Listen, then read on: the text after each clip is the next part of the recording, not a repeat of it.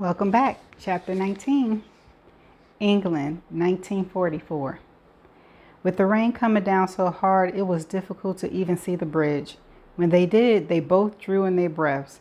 The river was high and already running over the bridge that didn't look like it could hold a bicycle, much less a heavy car. That thing is pre-Columbian art, David said as he slowed down, wiped the windshield and stared ahead. Late medieval, Eddie said. Look at the stone pillars on the side. So help me, if you start giving me a history lecture, I'll throw you out. She thought he was lying for effect, but she wasn't absolutely sure, so she said nothing more. David put his hand over the back of the seat and reversed the old car. I'm going to hit that bridge at a run. We'll either get across it or we'll skid and go over the side, probably upside down. Are you ready? Eddie braced herself and nodded. On second thought, why don't you get out and wait for me? If another man impugns my courage, I'll take one of the rifles out of the back and shoot him. David blinked at her. Rifles in the back? He said under his breath. I'm driving an antique tank. I bet this thing was used in Sarajevo. In spite of the situation, Eddie gave a bit of a smile. In 1914, World War I was started when Archduke Francis Ferdinand of Austria and his wife were assassinated in Sarajevo. It looked like that. In contrast to his seeming crassness, Sergeant Clare knew a bit about history. She held her breath as he got to the top of a little hill and gunned the motor. Then he moved the shift down to low, let up on the clutch while his foot was on the brake, and in the next minute they went toward the old bridge in a dense flurry of mud and water. Eddie could see nothing. The windshield was covered in seconds, and the wiper blades refused to even try to cut into the mud. The only way she knew they reached the bridge was when she heard the bottom of the car hit the wood. There was a hollow sound that incongruously made her think of the Three Billy Goats gruff. When they hit the road again and the bridge was behind them, they both yelled in triumph. And that was when they saw the cow. The rain had washed enough of the mud off the windshield that they could see, and lazily walking across the road as though she had all the time in the world was a huge black and white cow. Hold on, David yelled as he tried to move the heavy car to the side and not hit the cow. At the moment, he wouldn't have cared if he smashed the thing, but a cow that big would make them crash. But they crashed anyway. The car hit the hedgerow at the side of the road, went into a spin, then turned around twice before heading back toward the bridge. David fought the big steering wheel with all his might, but then the leg brace tightened up on him and he couldn't move his knee. While turning the wheel, he had to lean toward Eddie as he fought to get the clutch all the way to the floor so he could downshift and try to slow the car. But the clutch, the brake, and the mud were all too much for him and the old car. The car flipped over. Eddie tumbled upside down, and the big car slid on its top down into the river, beside the bridge that they just successfully crossed. For a few seconds, both of them were stunned, not able to realize what had just happened. There was blood on the side of David's head, and Eddie's right arm hurt. You have to get out, David said, reaching for her. She'd been thrown, so she was on the roof of the overturned car, but David was still behind the wheel and hanging with his head down. She followed his eyes and saw that the water was rising around them. The only thing keeping the water out was the closed windows of the car, but that wouldn't last long. Yes, she managed to say.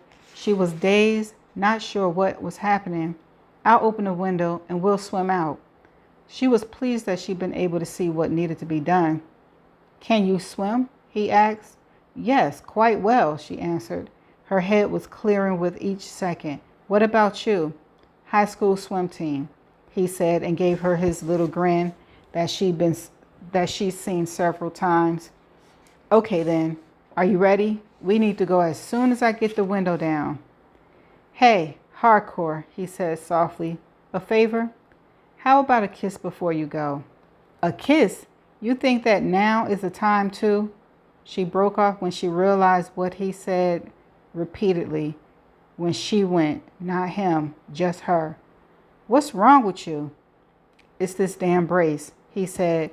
Bad luck on my part. It's still and it's stuck. I can't get out. Eddie gave a look out at the water surrounding them and the rain still coming down hard. In minutes, they were going to be completely underwater and the pressure would probably burst the windows and they'd drown. It wasn't easy to get her long legs and arms twisted around so she was upright and she could get to his leg, but she did it. His foot was trapped under the crushed pedals of the car and there was another piece of metal that had stopped at his calf. Just move your leg, bend at the knee, and take it out. Is your leg broken? I don't think so, but it's encased in a steel brace. You need to go. There isn't time to waste. You have to. Shut up, she said. How do I get you out of this thing? You can't. You aren't strong enough. My leg is trapped under some steel and... Just for once in your life, stop talking, she shouted. How do I move the brace? In my pocket, there's an Allen wrench. I know what an Allen wrench is. For the first time, she saw that his right arm was bleeding. He couldn't get inside his own pocket. She moved so she was lying across him, then stuck her hand down deep into his pocket and found a little piece of metal. The second she had it, the window in the back of the car cracked and the interior started filling with water. 3 screws in the round hinge at the knee, David said. You should go. Give me the wrench and get out of here. Because the car was upside down, the last place to be filled was where David's feet were trapped, but his head was near the roof. Even if she got him loose, he might still drown before she can get him out of the car. Eddie half stood, half knelt on the roof as she reached up and pushed David's trousers leg back and tried to find the screws of the hinge to loosen them. She found one, twisted, and it moved, but she could feel the water around her legs. She looked down and David's head was almost underwater.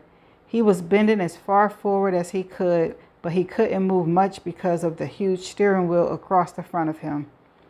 Eddie took a deep breath, went under the water, looked at David, touched his lips. It took him a full second to realize what she meant. She kissed him all right. She released air into his mouth, then went back up to the brace. She got the second screw loose, then took another breath and went under to give air to David. The third screw stuck, and she thought she wasn't going to get it loosened. There were only inches of air space in the car now. She went under again to give him more oxygen, and he motioned for her to get out. She didn't waste her time shaking her head no. She had to put her face up against the roof to get a breath of air. Then she went under to loosen the last screw. When the hinge gave way, she gave a hard push on his leg and it moved. He was free. Eddie went downward toward David's face to tell him to help her get him out, but his eyes were closed and he was limp. She pushed out with her legs to get the roof for more air, but the car was full of water. There was no air to be had. Already, her lungs were hurting. She reached across David to the big handle that turned the window and cranked it. It was difficult to move, and she could feel her arms giving out and her head was feeling light. But she got the big window down enough that she thought she could get him out. The water made him lighter, so she was able to maneuver him toward the window enough that the current of the river seemed to suck him away. Eddie nearly panicked when David's body disappeared, but in the next second, the current grabbed her too, and she went flying upward. When she came to the surface, she took a deep breath and then was pulled down again. The next time she came up, she looked for David and saw him entangled in the roots of a tree just a few feet away. His eyes were closed, but at least his head wasn't underwater. She tried to swim to him, but the current was pulling her in the opposite direction. Grab this, came a voice. and she turned to see a long pole just inches from her head. It seemed to be attached to something, but she couldn't see what, nor could she see who had spoken. She had to lunge at the pole twice before she caught it. Then she held on with both arms. "Him!" she yelled to the unseen person who saved her. "In the trees, there!" Eddie held onto the pole with her arms and swiped the water out of her eyes as she saw someone in a green coat on the bank. From the shape of him, with his hunched back, he looked to be an old man, but he was obviously strong as he pulled David by his collar and dragged him out of the water as though he were a big fish he just caught.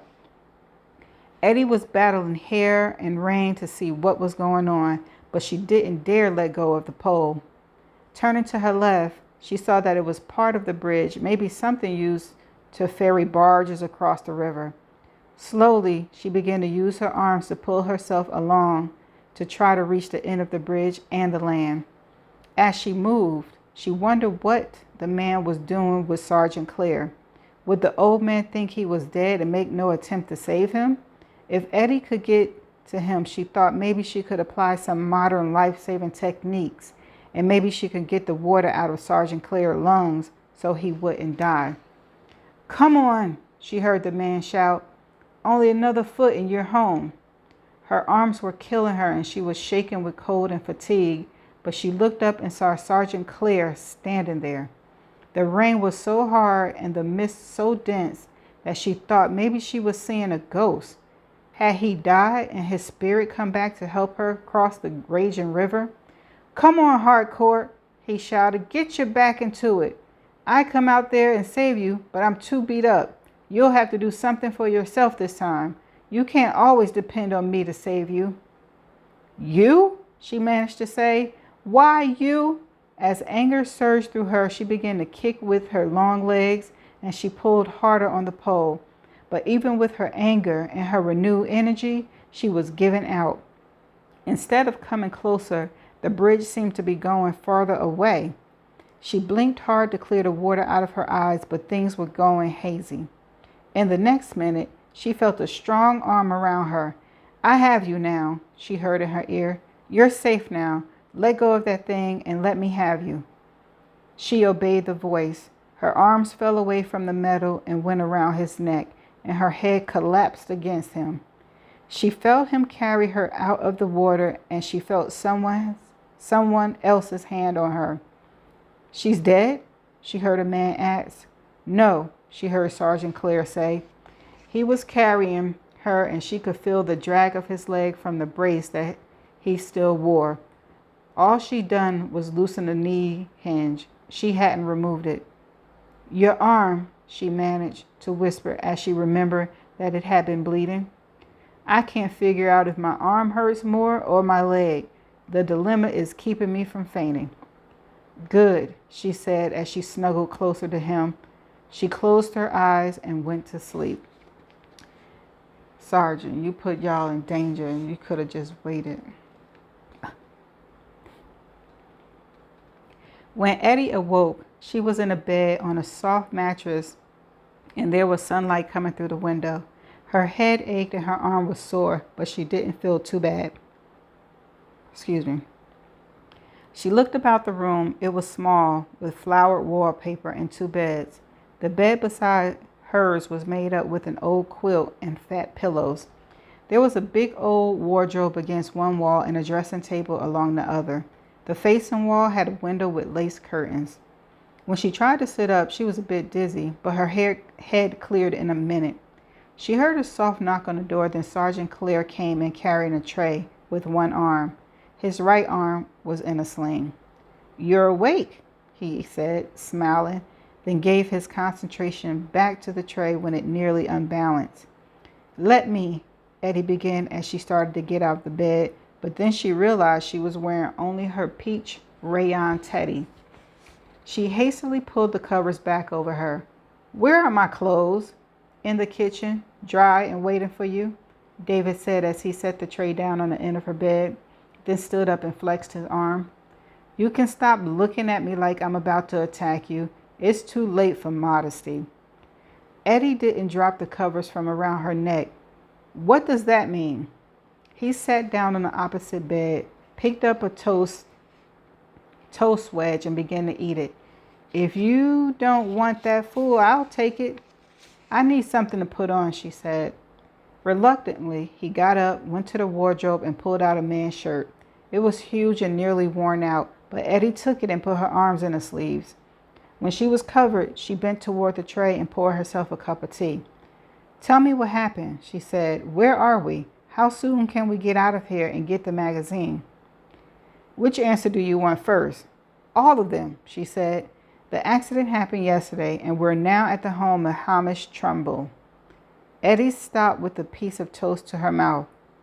It seems that Miss Pettigrew was so sure we wouldn't make it over the bridge that she called a neighbor who told old Hamish to get down to the river to save us. But you did make it over the bridge, Eddie said, sounding affronted. If it hadn't been for that cow, who, by the way, belongs to Hamish. If it hadn't been for his cow, we would have made it. Thank you, David said. That's just what I told Hamish, but he didn't believe me. He says we missed the bridge and went into the river upside down. He says I'm the worst driver he's ever seen. You should have hit his cow, Eddie said, her mouth full. My sentiments exactly. Here, let me pour that for you. David used his left arm and his right hand to maneuver the teapot. His leg held stiffly out from his body. So what's the story on the magazine? Eddie asked. The granddaughter Aggie has it, and no one knows where she is. Eddie groaned. How old is she to be out unsupervised? 16, and her goose is cooked. She told Mrs. Pettigrew that she was going home to Gramps and told Gramps she had to work. Poor kid. When she does show up, she's in for it. So how long do we have to wait for her to return from wherever she is? Us, David said as he got up off the bed and walked to the window. About that us. You see, Hamish is a bit old-fashioned, and I had to tell him some fibs. When he didn't say anything else, just kept looking out the window, Eddie started to piece things together. You told him we were married, didn't you? It was either that or I had to sleep in the barn. Sorry, but the feather mattress went over the straw. She thought about the way he pulled her from the water yesterday, and she couldn't begrudge him a bed. All right, so we're married. And what? David turned to her with sparkling eyes. In your dream, soldier, she said. If wishes were horses, David said, then dragged his leg as he crossed the room to sit back down on the other bed. It seems that Aggie the missing is due back here day after tomorrow. All we can hope is that she shows up with the magazine. You didn't tell Hamish. I didn't tell that old man anything. Miss Pettigrew made up a great whooping lie about the magazine being some sort of spy vehicle and the entire fate of the war resting on our getting it back. Why are you looking at me like that? Please tell me that isn't true. I don't know, she mumbled, eating the last piece of toast. I want you to tell me every word that you do know and don't even think about not telling me all of it. It took her about 4 minutes to tell him all that she knew. It wasn't much.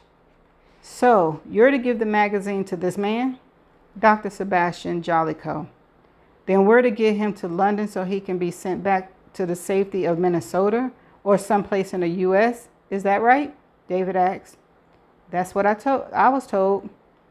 But where he lives and the map to get there is inside the car, which is now at the bottom of an overflown river. Eddie leaned back against the headboard. I memorized the map. You did what? While you were in the front of the car whining that nobody would talk to you, I was in the back memorizing the map. I was hoping to find the marks in the magazine and memorize them too, but I couldn't find anything. Whining? David said, picking up the one word. If you were in as much pain as I was, you'd be complaining too. What happened to your leg? Eddie asked, and as she said it, she remembered how she gone underwater and loosened the screws, and how she kissed him to give him air. For a moment their eyes met, as he seemed to be thinking about the same thing, but he broke away and pulled up the leg of his trouser. Your general, that Satan you work for, decided that an uninjured man traveling around England would rouse too much suspicion, so he had me disabled. Eddie looked at the bottom half of the brace and at the round hinge she knew well, and she couldn't help it, but she started to laugh. I don't see anything funny about this, David said. I have blisters all over my leg where it rubs against me, and will you please stop laughing? I think he did it to protect me, Eddie said, still laughing. He's like an old sultan, and he thinks of all of us women who work for him as his Vestal virgins. David stopped frowning. Yeah, he does have the most beautiful of all women. Half of them are idiots, Eddie said. I hired a woman who would type 100 words a minute without an error, but that old bulldog fired her because she was ugly.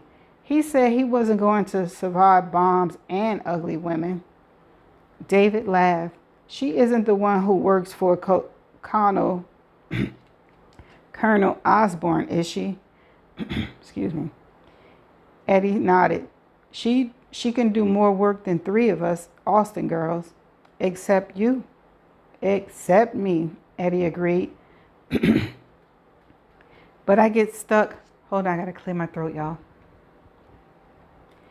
But I get stuck with trying to deal with all of them.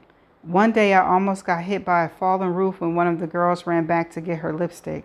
I told her that gunpowder was the best eyeshadow there was, and she was going to get plenty of it if she didn't get moving.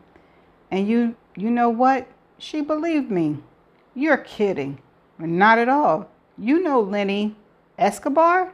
David's eyes widened. I saw him taking the powder out of some shells. It wasn't for... It was.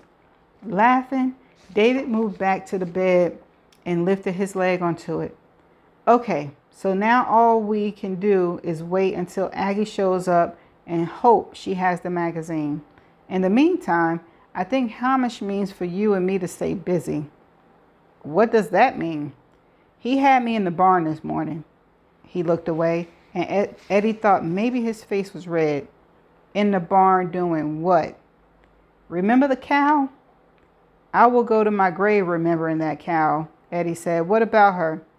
Her is the key word. Oh, Eddie said, smiling. He had you milking and mucking. I think that's the proper term for using a pitchfork to remove manure. She looked at him.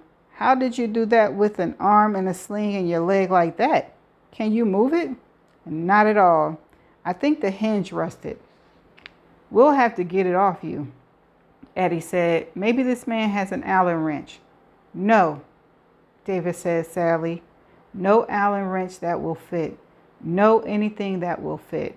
I was in the barn at 4 a.m. this morning because it seemed that that's when cows want to be milked and horses have to have their floors swabbed. I tried every tool the old man has, but nothing worked. The screws are set deep into the steel. They're rusted and nothing will touch them. You didn't by chance, know what? Hold on to the little Allen wrench after you saved your life? No, Eddie said. I didn't think to hold on to it.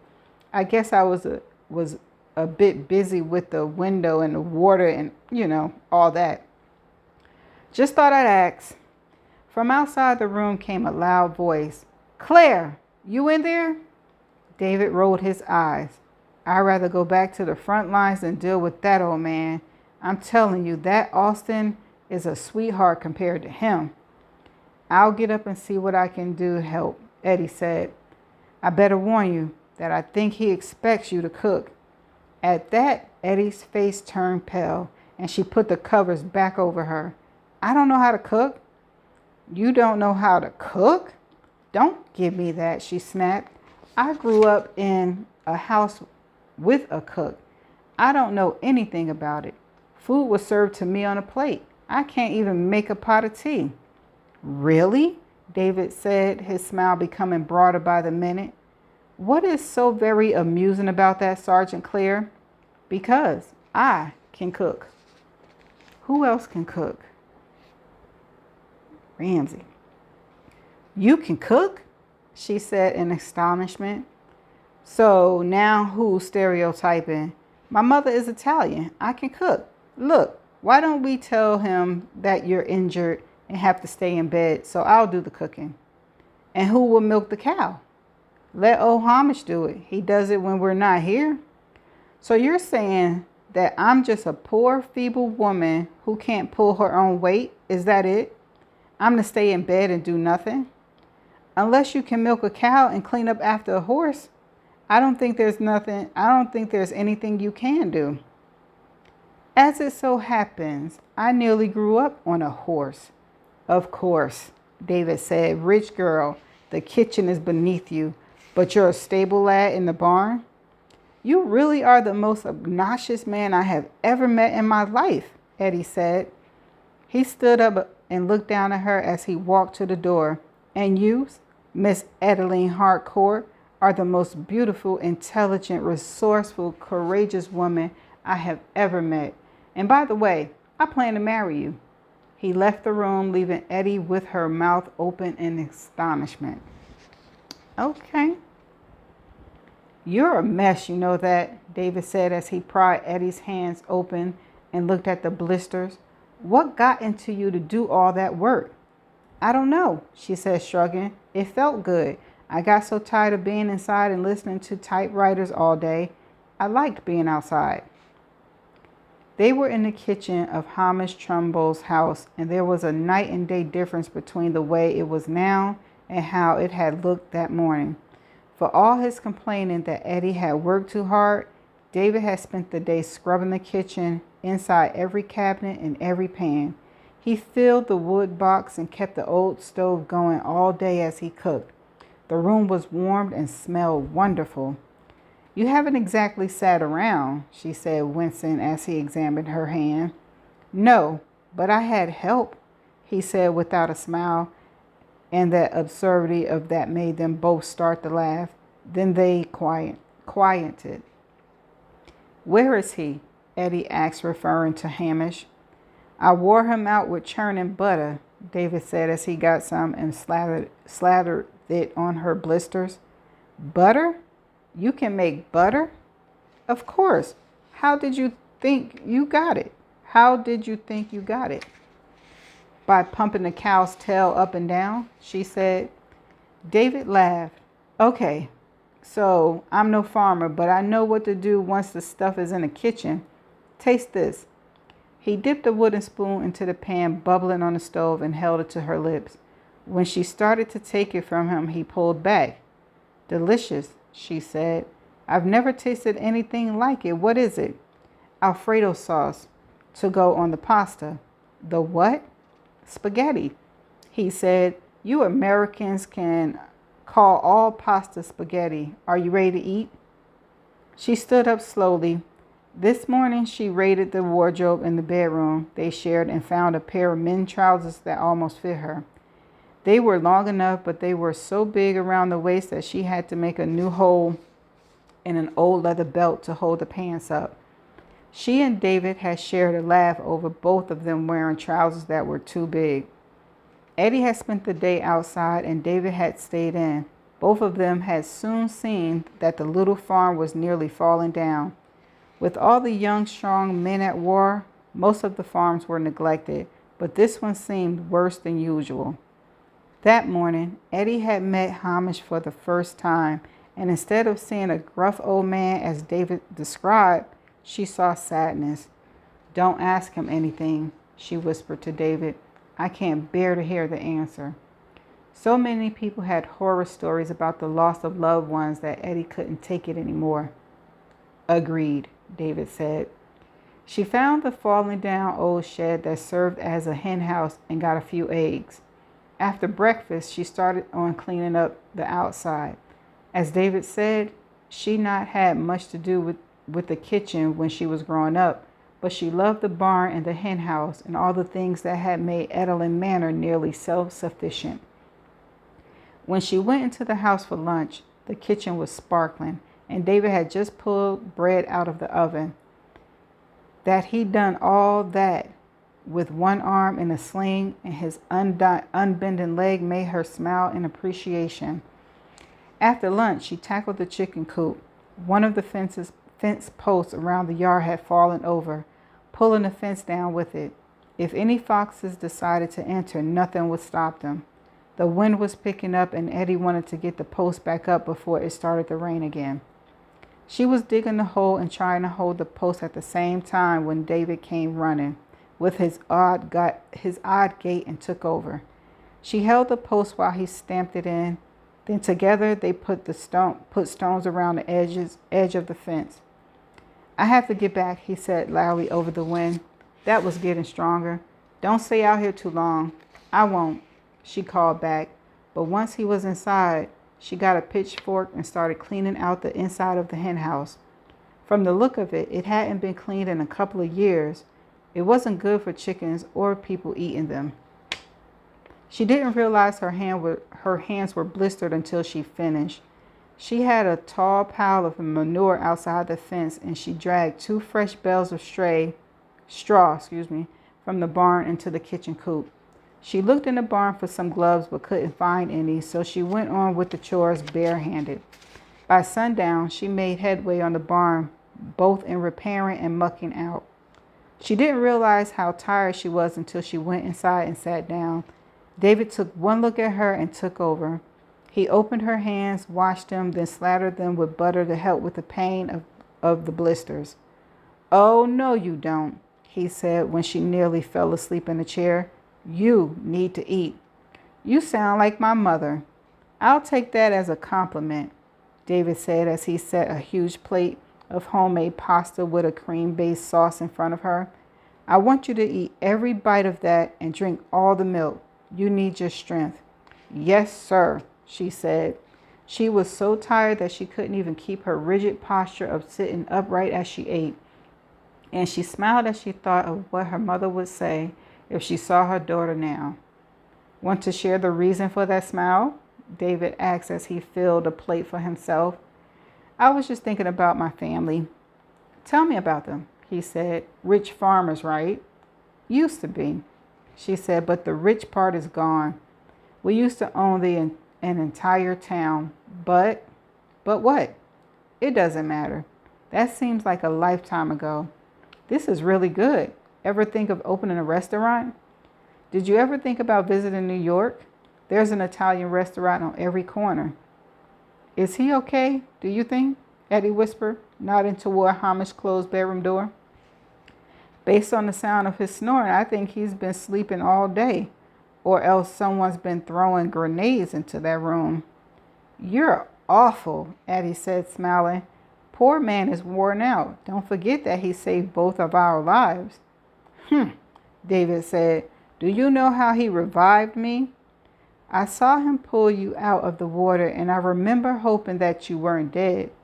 He slammed his foot on my stomach." "He what?" "Like this," David said, and he hit the floor with his unbraced leg. Pow! I nearly choked as I started to vomit up water in Miss Pettigrew's lunch. Eddie tried not to laugh, but couldn't help it.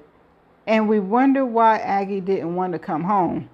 If I lived with him, I'd join the army, even if I were a 16-year-old girl. Come on, he's not that bad. You didn't spend the day inside with him. You should have heard him complain about the way you were working on that chicken house. Coop. What? Hen house or chicken coop? But never mind, Eddie said. What did he say about me? David shook his head in disbelief. He said, he lowered his voice, he said that if he had a wife with legs like yours, he wouldn't be in the house washing the floors, at least not with a mop. He didn't. Cross my heart, David said and made the gesture. He wanted to go out there and help you, but I talked him out of it. And how did you do that? I showed him my fist, then looked at his scrawny old face. Eddie laughed hard, putting her hand over her mouth to hold the sound in. So who's worse, you or him?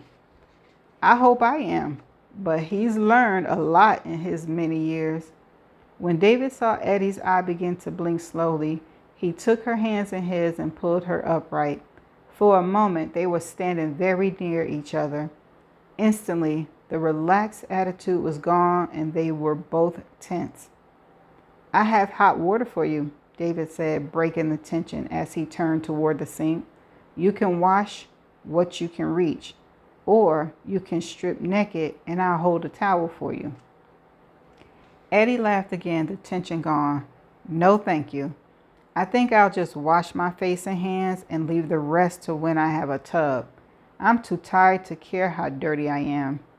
I like earthy women. I think, David Clare, that you like any kind of woman. Think so, do you? Then that's where you're very, very wrong. Okay, you wash and I'll check the clothesline. Take your time. Eddie didn't take much time washing. She was telling the truth when she said she didn't care how dirty she was. She gave her face, neck, and armpits a bit of a dash. Then she went into their bedroom and shut the door. As she began to undress, she looked at the two beds. It was extraordinary what 10 or so hours of hard physical labor could do to a person.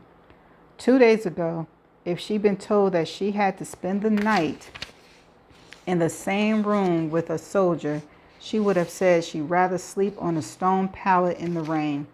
But now it seemed natural for David, not Sergeant Clare, but David, to sleep in the same room. On the chair at the end of the bed was a clean nightgown, and Eddie knew David had put it there for her. It was probably Aggie's, and it was so clean and Eddie was so dirty that she almost didn't put it on, but she did. She slipped it over her dirty body, pulled back the sheets and covers on the bed nearest the door, and was asleep in an instant. When she awoke, the room was dark and something had jolted the bed. At first, she panicked. She had to get to the air raid shelter, had to find the girls and get them there first. Shh, David said. It's only me. Go back to sleep. She sat up on her elbows, trying to see in the dark. Turn on the light. There is no light, he said. Remember, no electricity? Oh, right, she said, lying back down. Hamish? That's right, he said soothingly. Just go back to sleep. She did, but was awakened again when something again hit the bed and she sat up. Sorry, David said. It's this damn brace, and the beds are close together. As soon as I can turn around, I'll quit hitting your bed. Now go back to sleep. This time, she was more fully awake. Would you get a lantern? For what? He asked. I want to see your leg. There was a moment of silence before David spoke. As enticing as that sounds, my leg is fine. Eddie sat up straighter. I think that tomorrow I should do the cooking, and you should milk the cows and gather the eggs. You win, he said, and a moment later he came back into the room holding the lantern. He was shirtless, shoeless, and wearing only the trousers that were too big for him. He put the lantern down on the table between the beds and said, Now what? Off with them, Eddie said as she got out of bed, went to the wardrobe, and took out the old shirt she wore that morning over her underwear. Judging by the fit of her clothes, Aggie was shorter and plumper than Eddie, which made the nightgown much too short and the top fell away whenever she moved. I love that gown, David said as he unbuckled his trouser. Be quiet or I'll tell Hamish the truth about us and you'll have to sleep in the kitchen on the floor.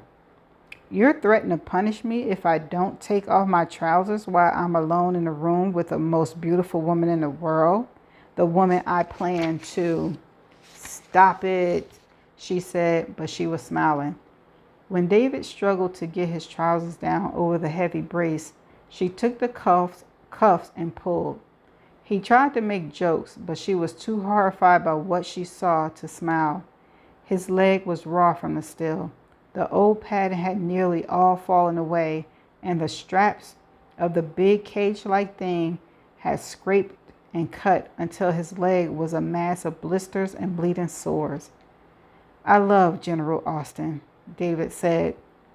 "He'll hear about this from me. You can be sure of that," she said, her mouth clenched into a line of anger. "Stay here, and I'm going to see what I can do to clean this up." "I'm all yours, baby," he said as he leaned back on the pillows and went to sleep immediately. When he awoke, Eddie was sitting on a kitchen chair, a bowl of hot water on the bedside table, and she was trying to wash some of the wounds and bandage them. "This hurt, doesn't it?" she asked softly. "Not too much," he said, but she knew he was lying. She thought that her hands were bad, but she couldn't imagine what he'd gone through today with those sharp edges cutting into him. She went to the wardrobe, pulled out another old shirt, and began to tear it into strips. "Your blisters and those cuts have stuck to the steel, so this is going to hurt. But I'm going to wrap a cloth around the metal so it doesn't gouge you so much. Think you can stand it?"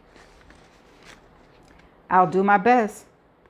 As she started, she saw the way his jaw was working, saw the pain he was in, and she wanted to distract him. "So tell me about your family. Any brothers or sisters?" "8 of them. I'm the second one, but," he took a deep breath against the pain, "Bannerman, 1 year older than me, takes care of all of us, the best there is. David broke off as soon as some of his skin came away with the steel. Eddie thought it would be better if she talked. "My brother Bertrand is the laziest person in the world," she said. "Oh, yeah? And how lazy is that?" "When he was 3 and saw all his gifts under the Christmas tree, he said, 'Who's going to open them for me?'" David gave a little snort of laughter. "I've heard worse. When he was 6, my father brought him a bicycle and took him out to teach him to ride it. And Bertrand did very well. My father ran along behind him holding on, and my brother balanced perfectly. But when my father let go and the bicycle stopped, Bertrand asked why. When my father said he had to push on the pedals, my brother left it lying there in the street, and he never got on a bicycle again." David was still wincing when she cleaned one of the cuts, but less so. "Not bad, but I've heard worse. When he was 12, my parents took us out to a restaurant, the first one we'd ever been to, and my father ordered steak for each of us. When my brothers came, he looked at it and asked how he was going to eat it. My father showed him how to cut the steak, then how to chew it. My brother called the waiter back and ordered a bowl of mashed potatoes." "Okay," David said. "That's getting up there, but I have heard a few worse.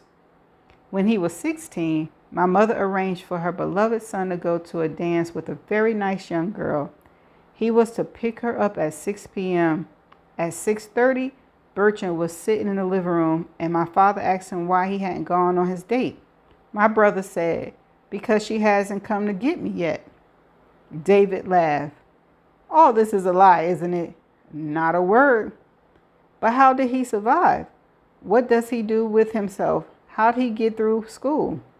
"My brother is a brilliant young man. In school, he'd get someone to tell him what a book was about, and 5 minutes later, he could discuss it, debate it.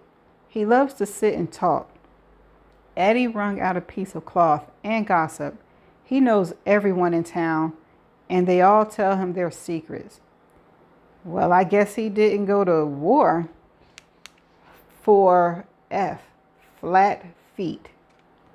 When Eddie gently pushed at another piece of